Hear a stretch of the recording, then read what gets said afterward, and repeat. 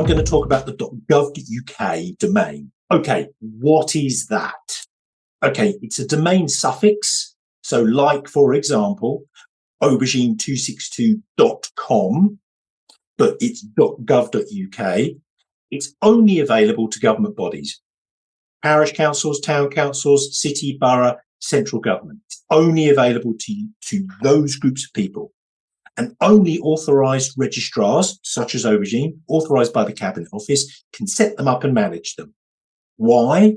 Because we have undergone a greater level of security and process in order to achieve the standard required to manage a government URL. Why?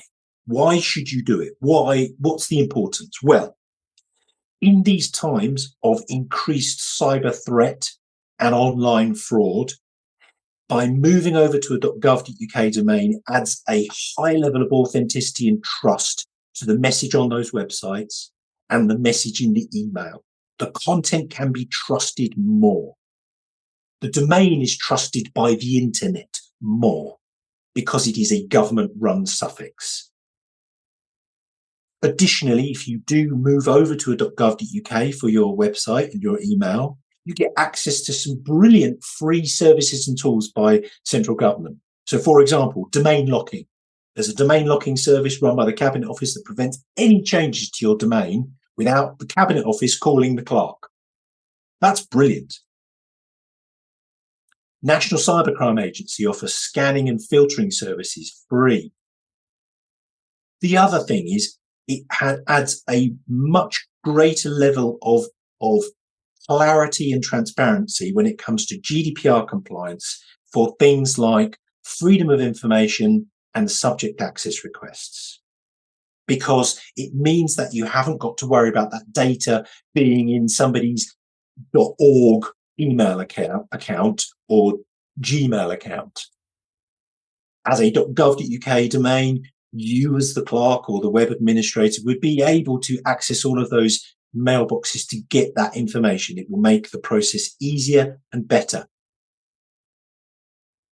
There's a beta program underway at the moment by the Cabinet Office. They're called the CDDO, Cabinet Digital Data Office. We're working with them right now. We're part of a small group who are helping small parishes get on board with the .gov.uk domain. There is actually a £100 grant available to go towards the costs, which you can apply for through Aubergine.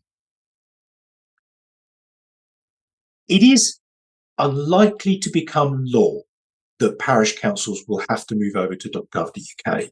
It is very much encouraged, and that encouragement will get greater and greater for the benefits that I've already explained. It is much more likely that a .org or a .com domain is going to be subject to problems, security problems, than .gov.uk, just because of the very nature of the fact that anybody can go onto a domain registrar and register a .org or a .com domain. Anybody. I gave an example the other day when I was presenting something similar to a group, and I live demonstrated going on to 123reg, a very good, well-respected domain registration company, and I created a fake domain name that was for a parish council that did not exist. There's no checking, there's no verification. Why would there be? And so I suddenly had a domain name in the parish council's fake name, .co.uk, and I set up an email address, clark@fakeparishcouncil.co.uk. Now, the likelihood of it being a mass problem is remote, particularly at small parish council level. But you're talking about small numbers here. If a nefarious person did exactly what I did on my live demonstration, and they emailed lots of people, particularly vulnerable people, and just said, you've underpaid council tax, you need to make a payment of £95, use this payment address, there's a really, really good chance that some people will pay it because they won't know the difference. So moving over to something like .gov.uk is vital. People can trust it more.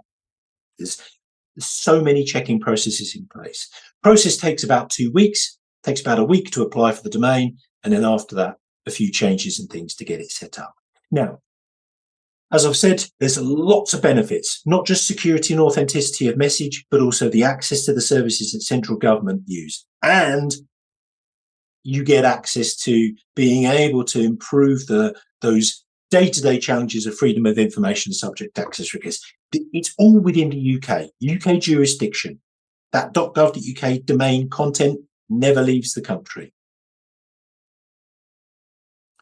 So what are the requirements? What do I need to have a .gov.uk domain? Well, first and foremost, you've got to have good UK-based GDPR compliant email service. As a minimum, the clerk at. So clerk at parishcouncil.gov.uk. It is not a requirement for the councillors and everybody else. Unlikely to.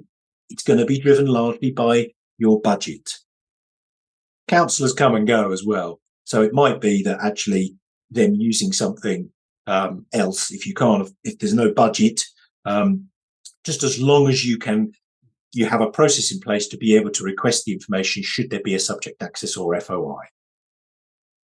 So minimum requirement here, clerk on the domain-based email, but nobody else. Minimum requirement. Cost, it's about £100 per year to have the domain. As I said, there's £100 grant available. And so that essentially gets you on board free for the first year. And if you aren't considering it now, consider it later around about October time when Chair says to you about preset budget planning time. Get .gov.uk domain as an agenda item on that discussion. Here are some links, and this will be shared in the slides. Here are some links to the Cabinet Office help pages on their website, the process of getting a .gov.uk, the accountable aspects of what you've got to do. You've got to make sure that your website meets the current accessibility guidelines. That's one of the terms and conditions of having a .gov.uk. So, for example, if you approach Aubergine and you say, we'd like to move over to .gov.uk, that's fine. We'll probably perform an assessment of your website first to make sure it's meeting the compliance, because you should not be pointing a .gov.uk domain at a non-compliant website. So maybe some work there will need to be done first. There's the contact details there of the Cabinet Office as well if you wanted to ask them some direct questions. But fundamentally, ask for help. Some of these things are quite technical. Some of them, I'm hoping I've explained in a way that you can adopt and take forward. But ask for guidance and help. That's Aubergine are here. There's 12 of us in sunny Leighton Buzzard, very happy to answer any of your questions. We've got website packages from £499, and on the slides here in front of you, you can see some links to some tutorials that we've written, those checking tools. There's a PDF checking tool there as well. There's also a link to the NALC website accessibility and publishing guidebook that John kindly mentioned at the start that I'm the author of. We're actually in the process of updating that document as we speak because the new regs coming out in October 2022. And there is my email address there on the bottom. So I think that's going to conclude the notes there. Now, I think the first thing that I would like to say is thank you for listening.